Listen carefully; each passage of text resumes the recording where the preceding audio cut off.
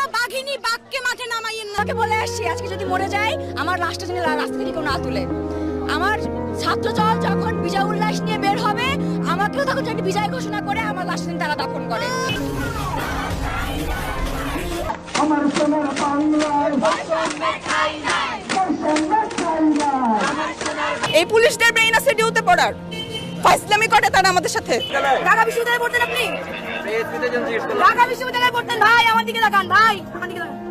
আপনি 34 উপর 34 হবে কত টাকা বিদেশ আপনার? 34 35 হবে শিওর। আরে আল্লাহ ভাই, আপনি সিনিয়র বাবা। একজন দাঁড়ান, একজন পাবলিক সার্ভিস যে দেয় তার থেকে আমি বেসিক কোশ্চেন করতে পারি না? পারি কি না? এটা তো প্রভু। অবশ্যই পারি। পুলিশের কাজ হচ্ছে গিয়ে প্রোটেক্ট করা। ওই টোকায়ের বাচ্চা কিভাবে আমার ভাইয়ের গুলি করে? একজন অনার্স পাস করা আর এসএসসি পাস করা ঘুষ দেওয়া কোটা দেওয়া পুলিশ যদি আমার দিকে গুলি করে তার যোগ্যতা বেশি না আমার যোগ্যতা বেশি? আমরা মরতে আসছি, আমরা মরেই যাব, নয়তো আমরা মেরে যাব। আমরা যদি একটা মেধা পড়ে আমরা 10টা কোটা গিলে খাবো। গিলে খাবো মানে গিলে খাবো। ঘোষণা করে দিছি যে আমার বাবার কাছে আমার লাশ পাঠাইতে পারলে পাঠাইস, যদি স্বাধীন হয় বিরিশ লাশ পাঠাইস, নয়তো আমার লাশ রাস্তায় পৌঁছুক। আমার আফসোস নাই, আমি আমার সন্তান রেখে আসছি ওর বাবার কাছে। কি আমার ফোন চেক করতে পারে? আমার ফোন কি কোনো রাষ্ট্রীয় সম্পদ? তারা এটা চেক করতে পারে না, কিন্তু তারা মরে মরে দাঁড়িয়ে আমার ফোন চেক করছে, শিক্ষার্থীদেরকে হেনস্থা করছে, তাদেরকে গ্রেফতার করছে, আটক করছে। একজন এসএসসি শিক্ষার্থীও সেই গ্রেফতার এবং আটক থেকে মুক্তি পাচ্ছে না। আমরা এর তীব্র প্রতিবাদ জানাই এবং যে পর্যন্ত আমাদের 9 দফা আদায় না হচ্ছে সে পর্যন্ত আমরা রাজপথ ছাড়বো না। অবিলম্বে সকল রেড বন্ধ করতে হবে, বিজিবি সেনাকে রাজপথ থেকে সরিয়ে নিয়ে যেতে হবে, কারফিউ প্রত্যাহার করতে হবে। এই সঠিক তথ্য দিয়ে সঠিক সংবাদগুলো প্রচার করেন। ইন্টারন্যাশনাল প্রেসগুলো কিভাবে কানেক্ট করা যায় আপনারা ভালো জানবেন। ককটেল ফাটাই শুনেন না, ককটেল করে শুনেন, দেখেন তারা কি করতেছে। আমাকে বলেছে যে পিঠের চামড়া তুলে দেবে। আমরা ছাত্র সমাজের পক্ষ থেকে ক্লিয়ারলি জানিয়ে দিতে চাই যে ছাত্র সমাজের পিঠের চামড়া ওঠানোর মতো স্পর্ধা যে পুলিশের হয়, সেই পুলিশ যাতে বেনজিরকে টেনে হিঁচড়ে বাংলাদেশের জনগণের সামনে বিচারে নিয়ে আসে।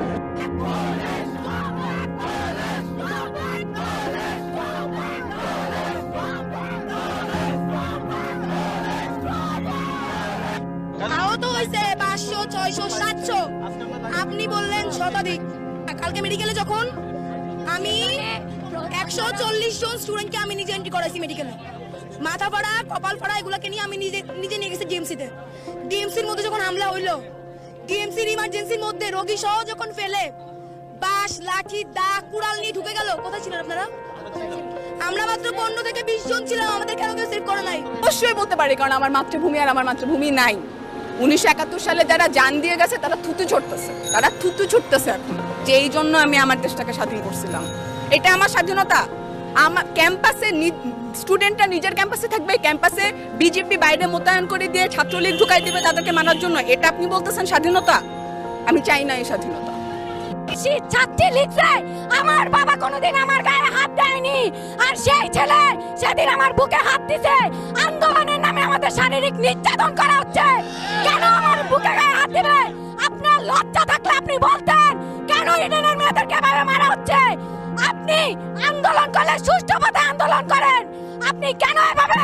আপনি ইডেনে পড়ে গেছেন তো, তাহলে আপনি একটা কথা কেন বলতেছেন না? আপনি যদি নারী হয়ে থাকেন আপনার কি বুক কাঁপতেছে না? আপনি কিসের প্রধানমন্ত্রী? অবশ্যই বলতে পারি, সে একটা মেধাকে মারতে পারে না। কিভাবে সে রংপুরের ছেলেটাকে মারলো? সে এরকম করছে, তাকে গুলি মেরে দিল।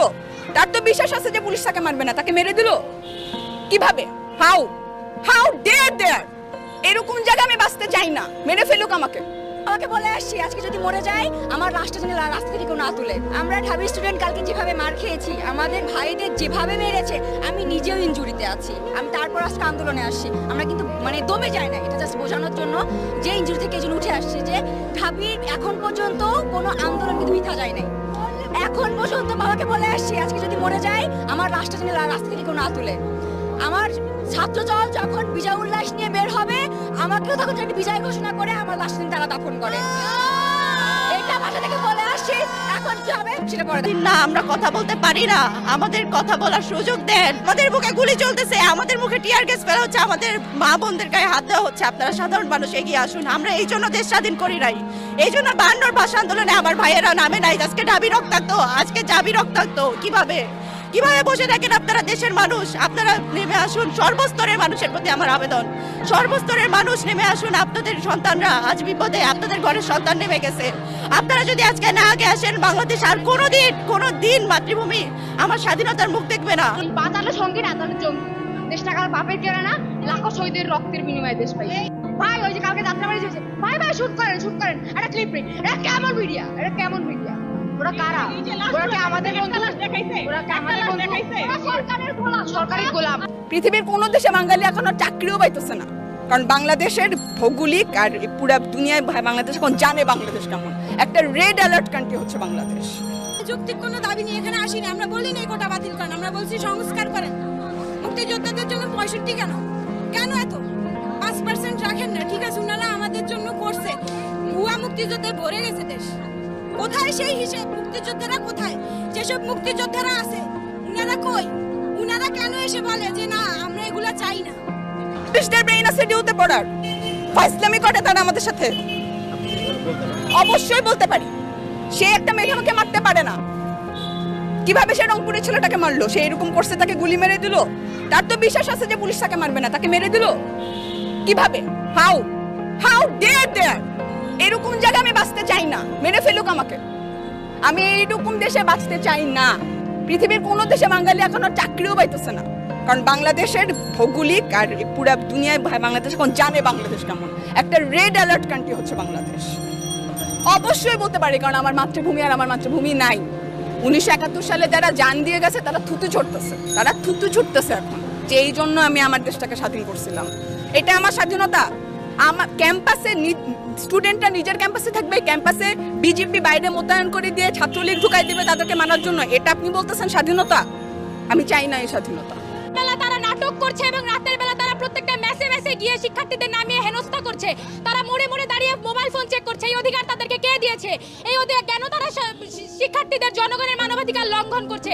তারা কি আমার ফোন চেক করতে পারে? আমার ফোন কি কোনো রাষ্ট্রীয় সম্পদ? তারা এটা চেক করতে পারে না, কিন্তু তারা মোড়ে দাঁড়িয়ে আমার ফোন চেক করছে, শিক্ষার্থীদেরকে হেনস্থা করছে, তাদেরকে গ্রেফতার করছে, আটক করছে। একজন এসএসসি শিক্ষার্থীও সেই গ্রেফতার এবং আটক থেকে মুক্তি পাচ্ছে না।